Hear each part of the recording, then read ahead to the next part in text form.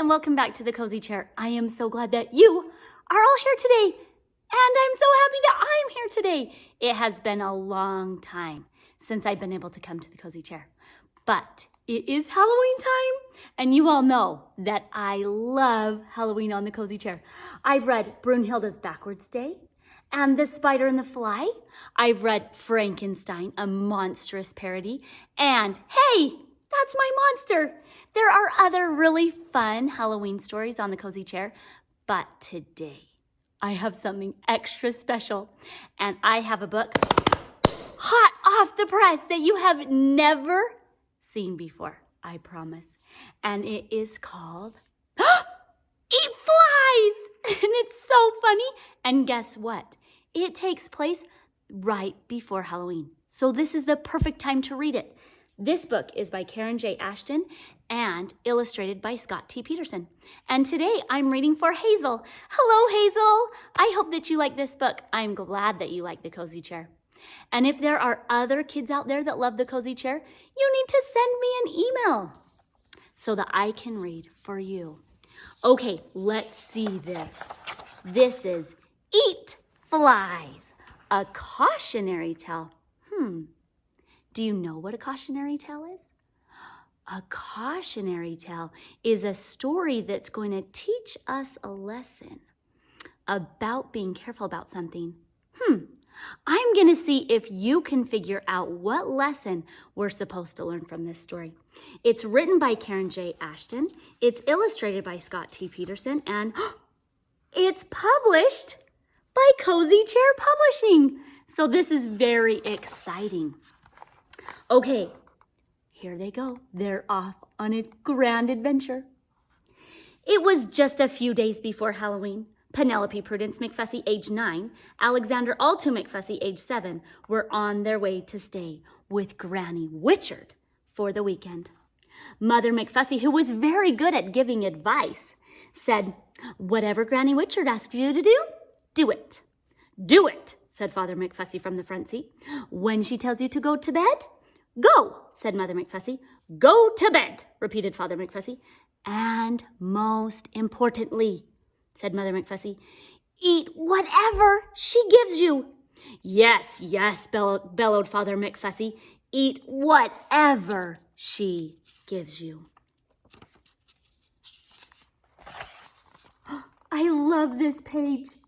It's my favorite. This looks like someplace I would want to go. Do you want to go to this place? Some people said Granny Witchard's cottage was enchanted. It sat on the edge of a sparkling sea. Roses covered the sides of the cottage all year round. Gigantic pumpkins grew over and around the fence. Next to the cottage was an enormous orchard where the fruit was always ripe and juicy. Oh, there she is. There's Granny Witchard. Granny Witchard was perfectly pleasant and pleasantly plump. She loved food. Preparing it and eating it was her favorite thing to do. She wore an apron at all times with a long wooden spoon in her pocket. She lived with Dart, a darling dachshund, and Patch, a rather unusual black cat with 4 orange paws. There was also a little pink pig named Ham, but he was only there temporarily. After their parents left, Penelope Prudence McFussy and Alexander Altoo McFussy played hide and seek through the gigantic pumpkins. They picked pears and peaches and plucked purple plums, then jumped the picket fence over and over in a great game of leapfrog. Granny Witchard's home was a perfect place to play. Later that evening, Penelope Prudence McFussy and Alexander Altoo McFussy climbed into Granny Witchard's cozy chair for cuddles, kisses, and a bedtime story. That's when the trouble began. Granny Witchard was so excited she had been baking all day. She had a special treat for the children. She placed 3 glasses of ice-cold milk and a plate full of beautifully frosted gingerbread men on the table in front of her cozy chair. "Are they all dark?" asked Alexander Altoo McFussy, wrinkling his nose. "Of course," said Granny Witchard. "They are gingerbread men, and gingerbread men are always dark." "Well, I don't like dark gingerbread cookies," said Alexander Altoo McFussy. I like light gingerbread cookies with fluffy pink frosting. Granny Witchard clutched her throat and coughed. When she tried to speak again, her voice caught and cracked.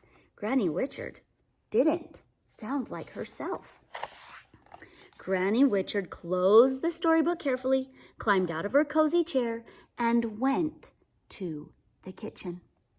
When she returned, she brought a white gingerbread cookie piled high with pink frosting. It happened so quickly, it seemed like magic. Alexander Altoo McFussy was thrilled. Penelope Prudence McFussy was relieved. She took a dark gingerbread man, dipped him in the milk, and bit off his head. The next day, things did not get better. At breakfast, Alexander Altoo McFussy examined his food and said, with disgust, "There is too much pulp in my fresh squeezed orange juice. I can't drink it. My eggs are slimy. I won't eat them." He is being a picky eater. Alexander Altoo McFussy stomped his feet and pounded on the table. "I want air puffies! I want air puffies!" Penelope Prudence McFussy noticed nasty, knobbly knuckles popping out on Granny Witchard's hands. Penelope Prudence McFussy felt nervous. Something is going on here. At dinner that evening, Alexander Altoo McFussy wailed, "My food is touching! My food is touching!" "Touching what?" Granny Witchard asked in alarm. "Touching each other," said Alexander Altoo McFussy. "I'm so sorry," said Granny Witchard. "I never thought about it." "Well," huffed Alexander Altoo McFussy, pushing his plate away, "next time, think about it." Penelope Prudence McFussy wished Alexander Altoo McFussy hadn't said that.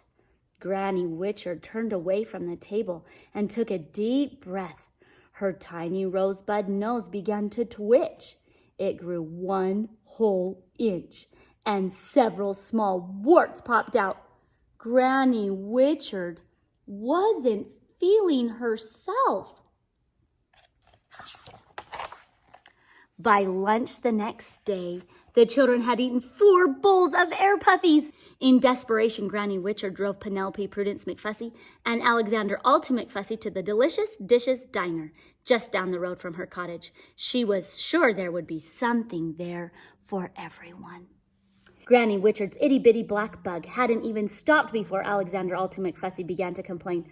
"I thought we were going to McDougal's, the place with the golden suspenders. I hate diners.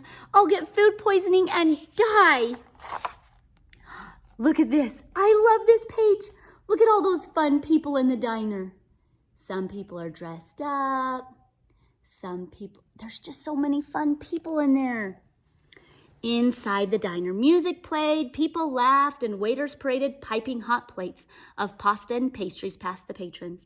Penelope Prudence McFussy perused the 4-page menu of delicious, delectable dishes and desserts. The options were endless. Hamburgers, mac and cheese, chicken nuggets, french fries, pizza, turkey sandwiches, malts, sundaes, banana splits, and much, much more. Alexander Altoo McFussy didn't even look at the menu. "There isn't anything I dare eat in this dumb place," he moaned. He folded his arms and threw his head down on the table. Penelope Prudence McFussy whispered to her brother, "It's not about the food. It's about the rude."